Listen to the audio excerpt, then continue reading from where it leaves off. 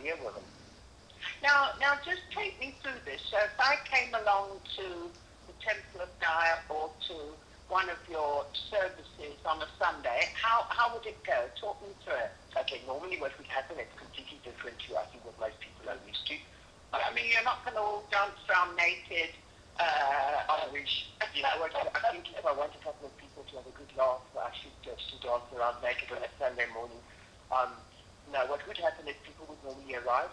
We have a 15 to a 20-minute session where people debrief, where they sit and talk about how the week was, which gives them a sort of a space to air. Then we normally have an informal talk. We don't have people really taking leadership, so whoever wants to do a talk, an uplifting talk at that point in time, we do a talk and we end it with a meditation and everybody. Because that could be quite dangerous. Somebody giving an uplifting talk. You know, you might get somebody who was really quite boring. We normally screen people, and last week Sunday, I think you know Kate Reader. My good friend Kate actually was sort of taking the temple service. She was in charge. And so we have different people, and we normally screen people before they do it. Okay. Then, and you would finish with a meditation? We finish with a meditation and people go home. Would it be a led meditation? It would be a led meditation. Okay. Somebody wants to know, do you believe in the power of crystals? Yes, we do. We use crystals all the time. I've just been on a very interesting workshop with my friend Diana Cooper, who was out here. We've done the angel lady. Absolutely. We've done a Lemurian healing workshop with her that entails crystals.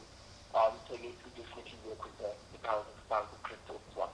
And I've had a lump of something pink on my desk for years and years and years. I think it's rose quartz. Rose quartz. Is that good? Because it obviously looks after me. It's good for love, it's good for self-love, and it's definitely good for protection.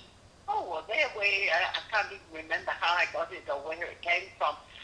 Audrey says, do you believe in an eternal afterlife? And if so, how do you attain it? Okay, we do. We believe in something that's called the Summerland. We believe in reincarnation. So we believe that when you're done with this incarnation, you go to the Summerland to rest. And then you would come back and do the next lifetime for whatever lessons you have to learn. And how would you end? Well, would it end? Well, I hope so. I hope that was my last one. Once you've attained everything and all the knowledge you needed to, you become part of Source and you don't come back. And that's what I think what the Christians would call heaven. Okay. And meantime, you sort of have a bit of R&R in Summerland. Yes. Okay. Okay. And how do you attain it? By living a good life, a moral life, by sticking to, as I said earlier, the law of three, that we can read, and by doing good.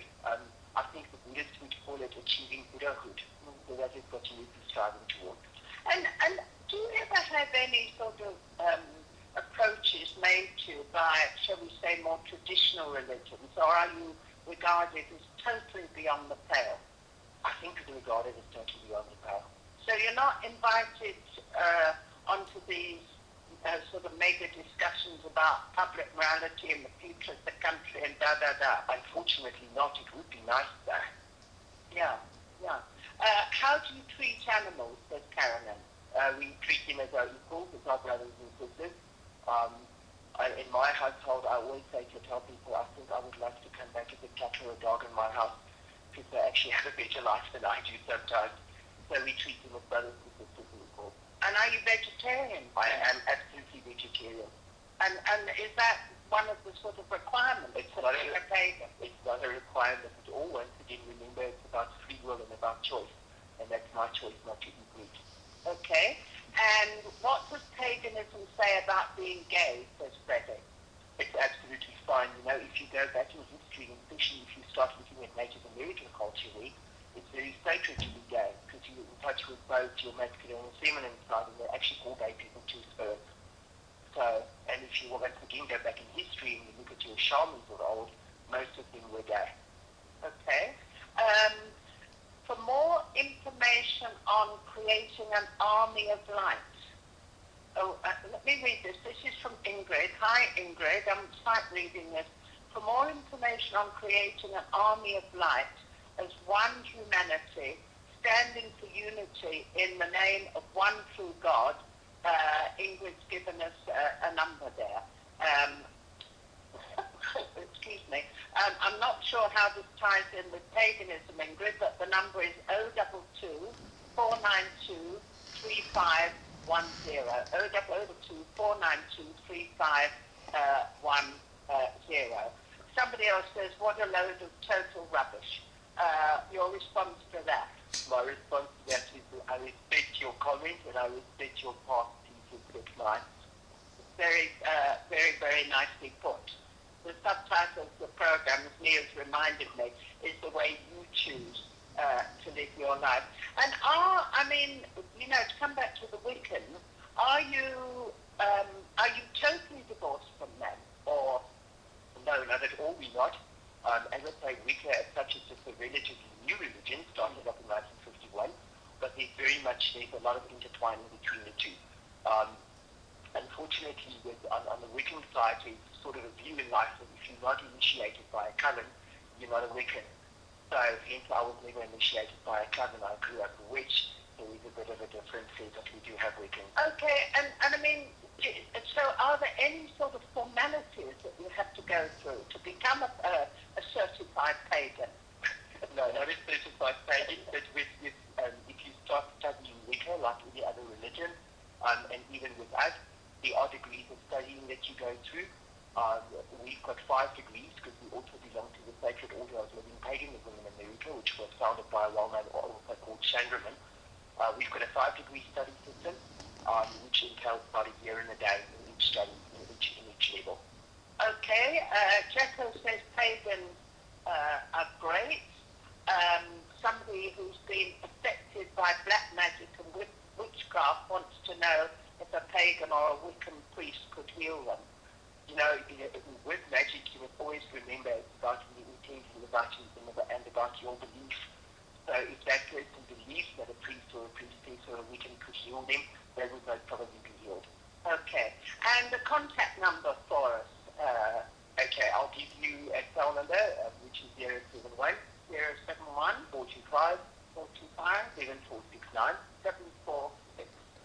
The line will be normally is open from 9 in the morning to about 5 in the afternoon. Okay. If you'd like to know more about the Universal Pagan Church, you can get hold of the Reverend Willow at 071 425. Sorry. Let's delay the last part and start again. Okay, the number is 071 425 7469, and we will put that up on our website too. Thanks so much for talking to us. I love the tattoo, even though it doesn't belong to the pagan.